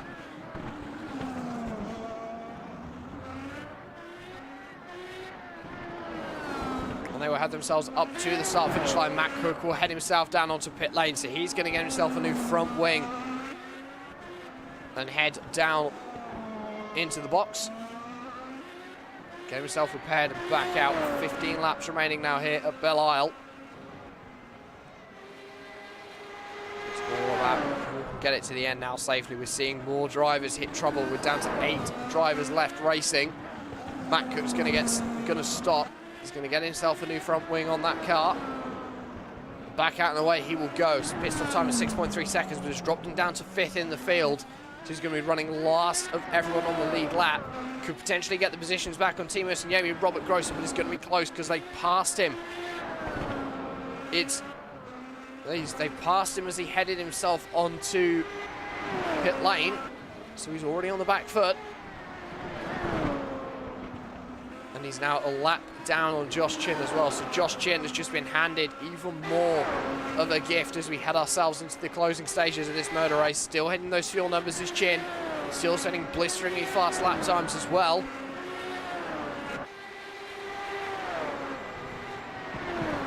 It's going to get interesting.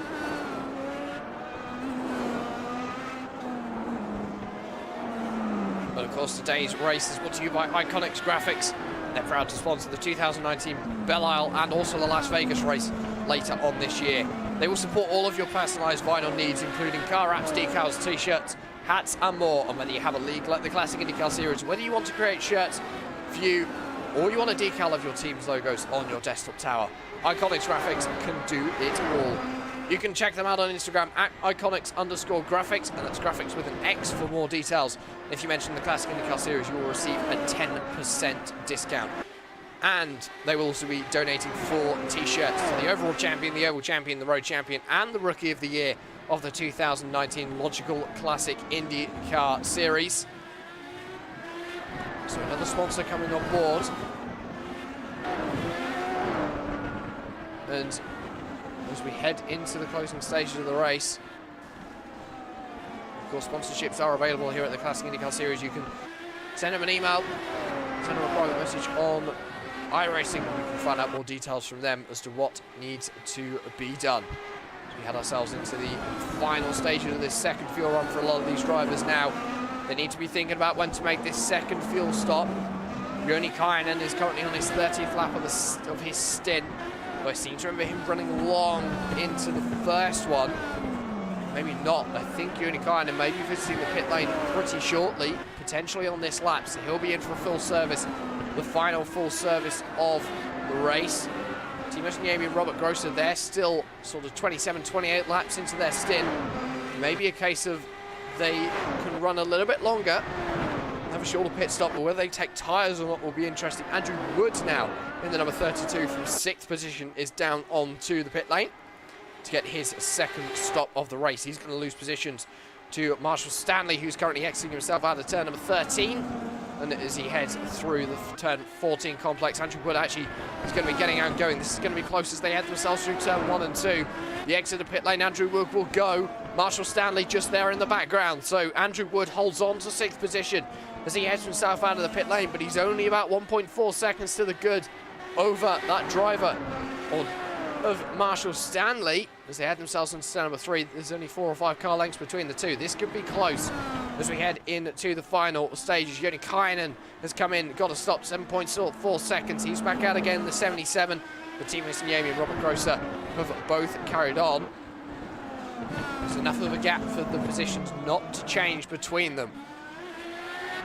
As this Yami heads himself down to turn number 3, he's going to look to the inside of Logykal, and Kinen is going to shut the door on the apex.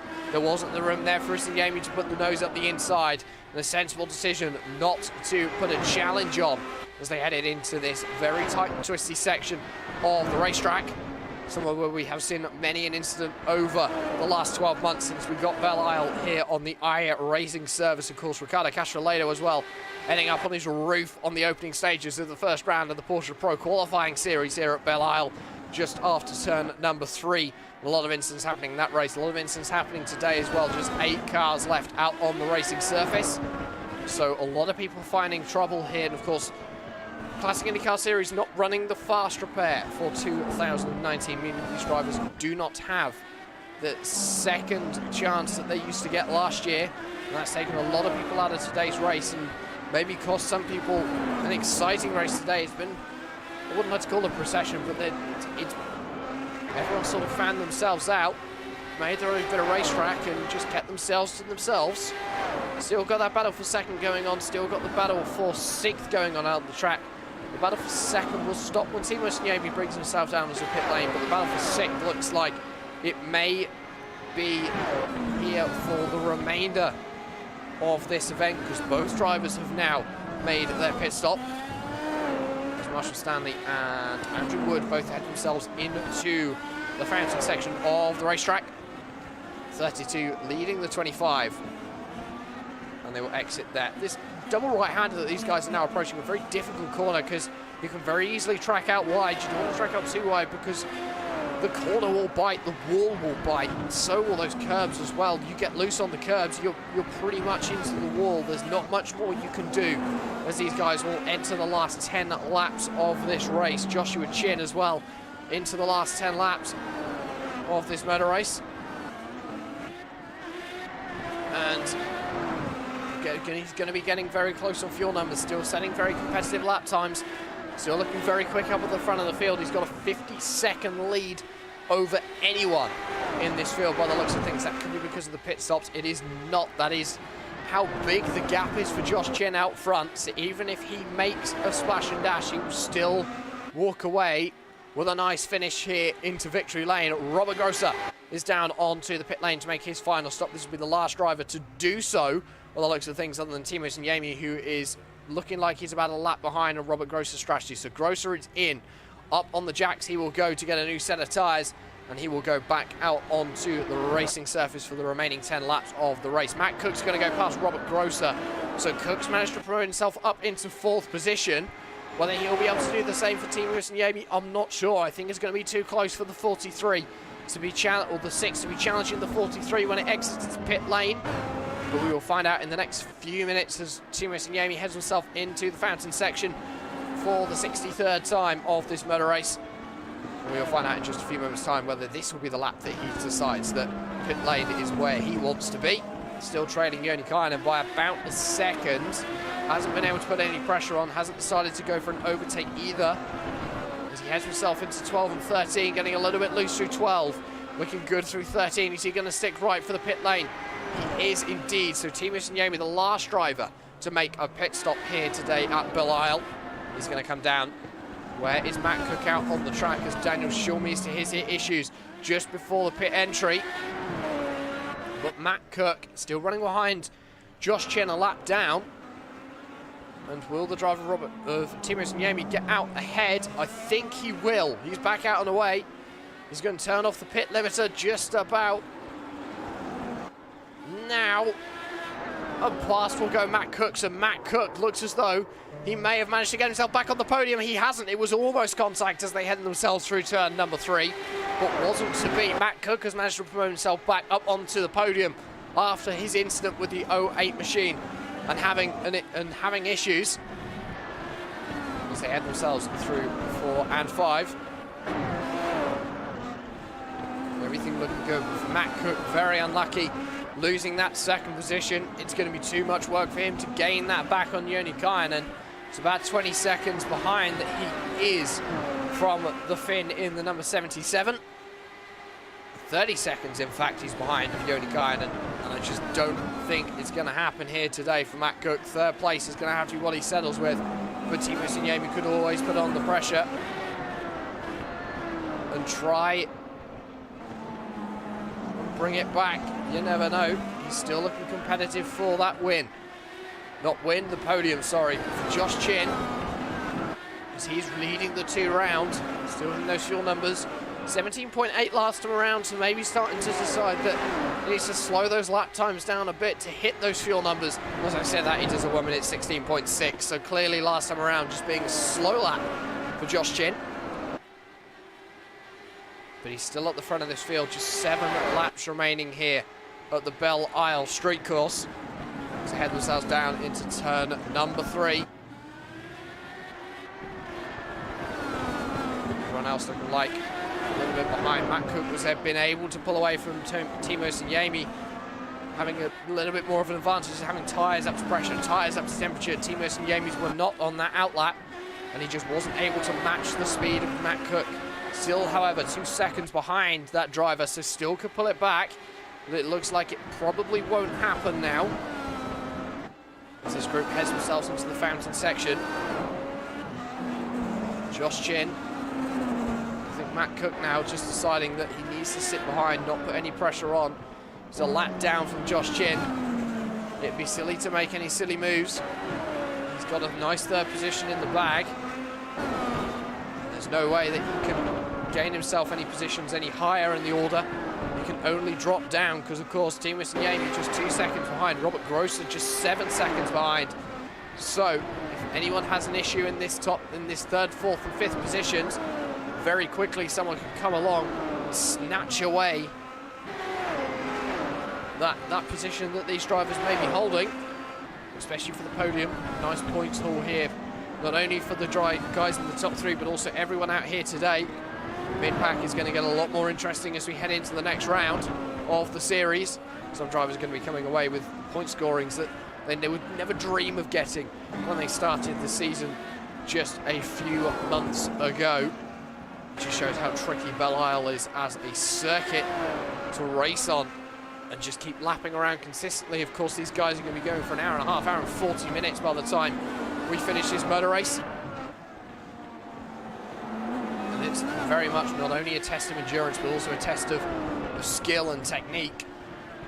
They're going to be, the fatigue's going to be setting in pretty soon for some of these guys. An hour and 40, hour and 50 on an oval, in retrospect, isn't as tough as an hour and 40 around Belle Isle. And that does show. Of course, the real world, 2nd race of Detroit, and the real world's going to be here just after this race has concluded. Everything in Detroit is going to be ramping up, and I believe that's going to be a race which is going to be interesting to see. Of course, yesterday Alexander Rossi setting the pole, and Joseph Newgarden coming away with the win in race number 1. Who will take away the honours in race number 2 today. Back to the action here, not much going on at the moment. Everyone seems to be spread out on circuit. The 8 cars that are left running here at the Belle Isle Grand Prix, and we're going to take them on board for a couple of laps with Matt Cook.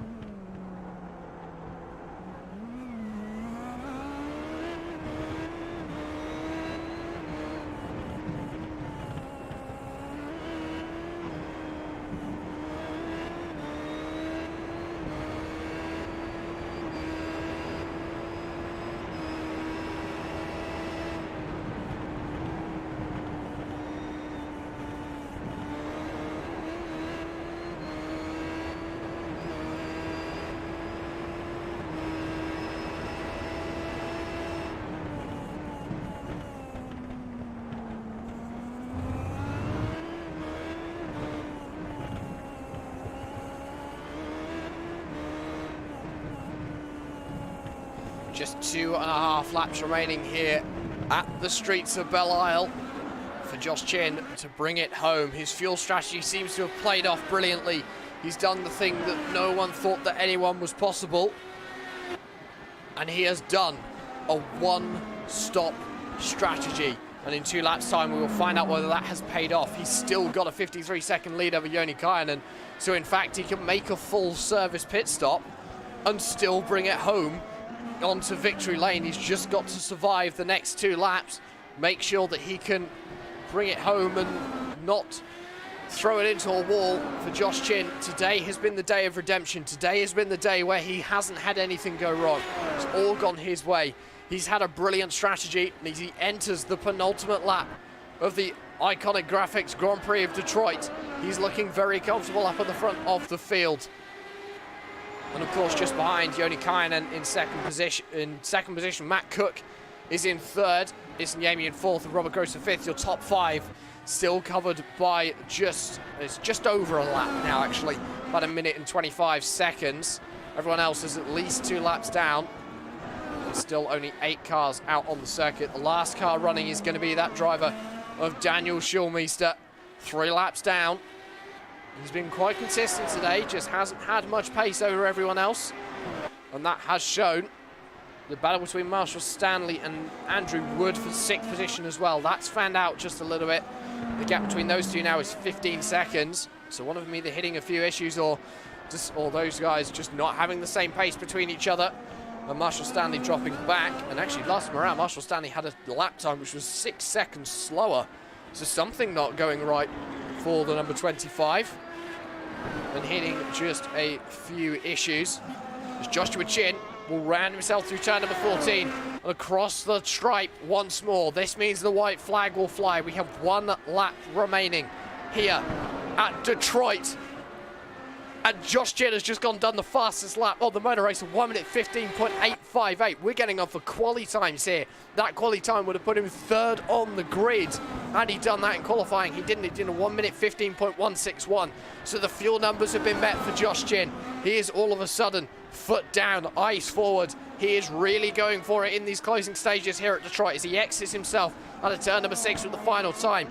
Down the down Strand Drive he will go towards the fountain section. Just a few more corners to navigate, and it'll be race win number 2 for 2019 for Josh Chin. On the brakes he will get for turn number 7. Avoid the wall that we've seen cars end up in the duration of this race. Through the bumpy fountain section. Make sure that outside wall isn't touched, because that will bite pretty hard. Watch those curbs, because they will also unsettle the car. Just 3 more corners separate Josh Chin and his 2nd win of the 2019 Classic IndyCar Series. Right he will go. Right he will go. Contact with the wall he has. And for Josh Chin, it is going to be a dominating race on 1 pit stop. He has won in style here at Detroit. And for Josh Chin, it's a race win. 2nd place is going to go to the driver of Logykal, who's now going to be exiting himself through turn number 6. But Matt Cook has crossed the line to finish 3rd. Team Isn Yemi has crossed the line to finish 4th. Robert Grosso has crossed the line to finish 5th. And it'll be Andrew Wood who's going to finish 6th. Marshall Stanley has pulled off to the side of the road. And I'm not sure he's quite done with this race just yet. He might be. Daniel Schulmeister as well.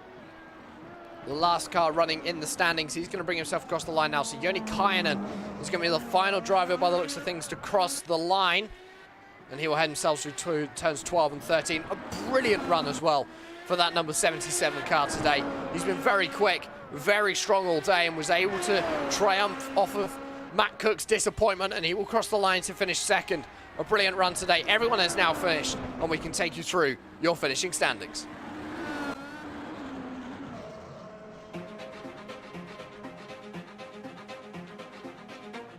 Well, Josh Chin did what no one else was able to do. 1 pit stop and a 58-second lead by the end of this race, and he was able to come away in victory lane. Logykal is going to be coming home in 2nd, the only other driver left on the lead lap of this motor race.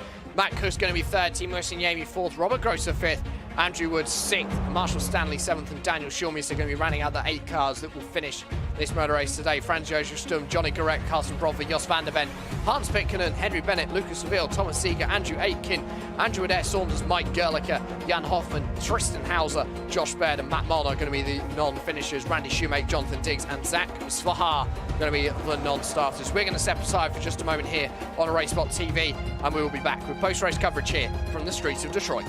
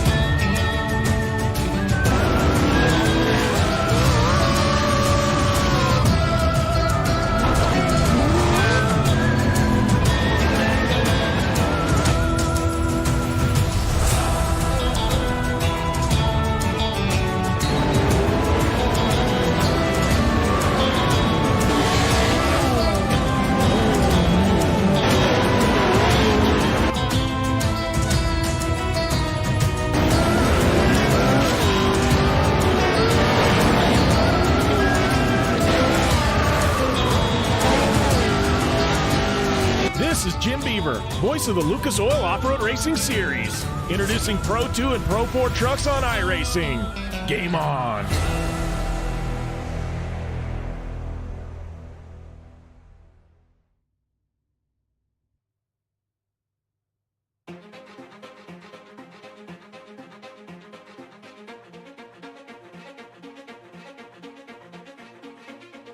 The 2019 Iconics Graphics Grand Prix of Detroit is of course brought to you by Iconics Graphics.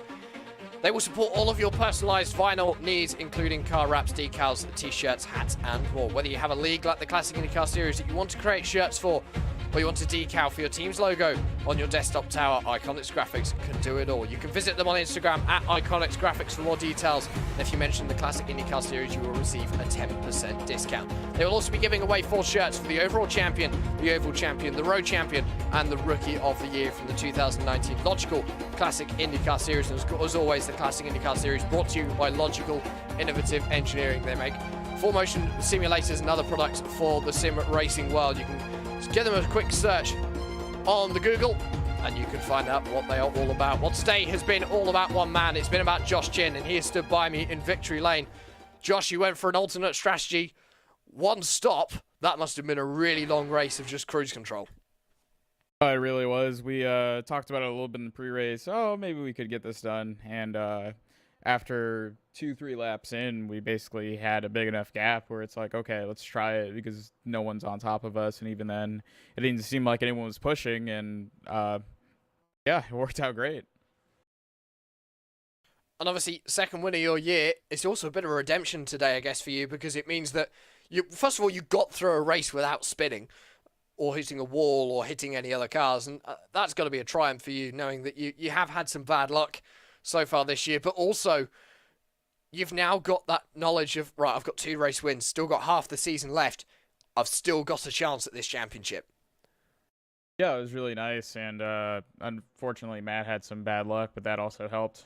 He lost a spot to Joni, so that's a little bit more ground in the championship. I know I gave up a lot at Indianapolis, so from here on out, it's just making up that lost ground again, and today's a good start towards that. Oh, Josh, very quickly, before we let you go and celebrate with your team, who'd you like to give a shout-out to today? I got to give a huge shout-out to Jamie. He was monitoring the fuel strategy all race, and everything worked out beautifully because of that. Everyone at Team Chimera and Team Talent. It's everyone at Classic Indycar, Robert, Lucas, everyone at administration. It's a great series to run, and I wish we had maybe a few more cars show up today, but overall it's still a really fun series to run every week. And well, that's Josh Chin bringing it home onto victory lane here on the streets of Detroit for his second win of 2019 with an alternate fuel strategy on the driver who was looking good all race long to put on the pressure at the very start, especially to try and maybe take that win off of Joshua Chin, was Mr. Matt Cook. Matt, first of all, congratulations on the podium. We saw you get tangled up in an instant just after your second pit stop. What happened in all that? More or less just some tagged the wall, and I ended up just going into him. I couldn't react fast enough given the position on track because it was exiting the final corner there, which is a little bit higher pace and you're kind of close to the wall, so I got tangled up, and unfortunately didn't get the call that I didn't have a wing until I had already passed the pit entry. Otherwise I would have gone in right away and tried to minimize the time and damage, so unfortunately I had to take the other lap around and went with it. And obviously, you weren't able to come away from the win today. You're still going to be in the championship lead. Josh is looking very strong coming away from Detroit. Are you going to start getting worried about your championship now? Maybe Josh could start challenging again? There's always a worry that Josh could start challenging again. Not a lot has changed since him and I last raced against each other. So, I mean, his capability always amazes me, and I'm looking forward to seeing how the rest of the season plays out. And of course, Matt, very quickly before we let you go and celebrate your podium with your team, who'd you like to give a shout out to today? Definitely a big shout out to Randy and Andrew for the support and the spotting throughout the race when they could, and more or less great job to Josh on coming back without continuing his spinning curse, so it's nice to see that. And while there's Matt Cook finishing in second position today, and we're going to catch up with one more driver before we will wrap up today. And that's going to be Robert Grosser. He came home in fifth position today. And I was speaking to him just for the race, Robert. You were saying that you weren't feeling that quick today, but you put it third on the grid. Clearly you found something in qualifying that maybe you didn't have in practice. I was quite surprised by my own qualifying lap and P3 as a result of it, to be very honest. But I knew that for the race itself, I was really not in the right mindset, quite lacking some confidence, lacking some practice also, and I was really backwards orientated, to say it in that way. I knew that I could never ever keep P3. And obviously, looking forward to the rest of the season. Next time out, we are going to Iowa for the Iowa Corn 250. And then Pocono at the end of June as well, in 4 weeks' time, the second round of the Triple Crown. They two circuits which are strong for you. Maybe you come away with a good points haul and boost you up the standings just that little bit. Yeah, I need to score some good points. I mean, even today, P5 is fine. It could have been P3. But would have, all this doesn't matter. When someone makes a little mistake, I was just kissing the wall, having slight suspension damage, and then these things happen. It can also happen in these ovals. So yeah, big congrats to Josh for showing such an amazing victory here today with only one pit stop, and also to Yoni and Matt, congrats for finishing on the podium. That was very impressive. And well, there's Robert Grosser. Very quickly, Robert, who'd you like to give a shout out to today for Logykal Vortex in racing? Yeah, for Logykal Vortex, as always, Logykal, and for today's race, big shout out to Iconic Graphics for being title sponsor today of the race. Thanks. And well, that's just about all we have time for here on Racebot TV and on the iRacing Esports Network for the Iconics Graphics Detroit Grand Prix. I have been Jack Stiles, alongside me has been Randy Chenworth all race long. As always, we give a massive shout out at Racebot to Istvan Balal, to Simon Grossman, and to Nick Thyssen, along with Advern Designs, for providing us with the overlays, the live timing, and the track cameras that you see out on the circuit today. But from Detroit, we bid you good night and enjoy the real world race.